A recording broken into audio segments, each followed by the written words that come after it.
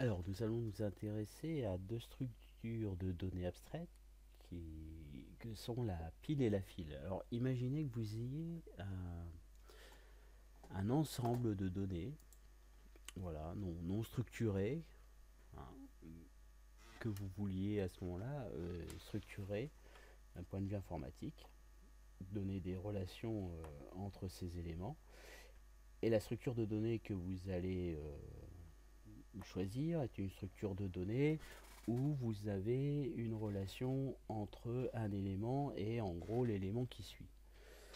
Donc voilà, alors je sais pas, je vais prendre je sais pas, un ensemble de noms par exemple, vous voyez, hop, je fais exprès, vous avez le nombre 4, 3, 2, 5, ça peut être des mots, ça peut être des noms, ça peut être des personnages, et à ce moment-là, ces éléments, lorsqu'ils arrivent, vous voulez les structurer. Donc vous avez en informatique pas mal de structures de données différentes. Là, on va s'intéresser à deux structures de données particulières que sont la pile et la file. Alors, dans le cadre de la pile, que je vais pouvoir représenter comme ça, je fais exprès. Donc pensez à la notion de pile d'assiette. Je vais faire un symbolisme qui est comme ça, qui est les éléments, je vais pouvoir les rentrer, on va dire empiler, et ils vont sortir forcément par le haut de la pile. Par exemple, imaginez que le premier élément qui arrive, c'est le nombre 4. Donc ça y est, j'ai empilé mon nombre 4. Après, par exemple, j'ai mon nombre 2.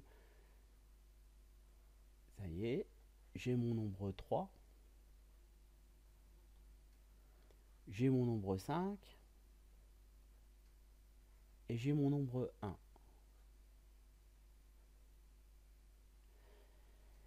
Maintenant, si je veux accéder à mes éléments, je ne peux accéder aux éléments que par le haut de la pile.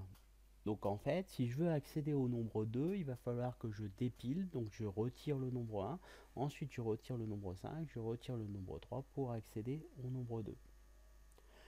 Cette structure de données, elle porte un nom, on appelle ça une structure de données LIFO, c'est-à-dire last in, first out. D'accord? Dernière entrée, première sortie. Donc ça va être par exemple la pile. Maintenant, je vais vous parler de la file. Alors, je vais représenter plutôt la file de cette façon-là, comme un tube. Et à ce moment-là, je vais donc enfiler mes éléments. Donc, par exemple, je vais les enfiler par ici et je pourrais les défiler par là. D'accord? Alors, je vais reprendre l'ordre avec lequel j'ai traité mes éléments. Donc, j'ai eu mon premier élément qui était l'élément 4. Ma pile au départ était vide. Voilà. Ensuite, j'ai eu mon élément 2. Ensuite, j'ai eu mon élément 3. Ensuite, j'ai eu mon élément 5. Et ensuite, j'ai eu mon élément 1. Et là, dans ce cadre, le premier élément qui est accessible, c'est l'élément 4. Je rends accessible l'élément qui est le premier élément qui est arrivé. Donc là, on parlera de structure FIFO. First in, first out. Et là, on parle de fil. Alors ces ces structures de données sont très importantes en informatique. Dans les exercices que l'on vous propose par la suite, on vous demande de réfléchir à des éléments que vous connaissez bien en informatique générale qui répondent soit à la pile, soit à la file. Je les cite et puis ils sont traités par la suite, mais pensez par exemple au spoiler d'impression d'une imprimante, les documents qui arrivent pour être imprimés. Pensez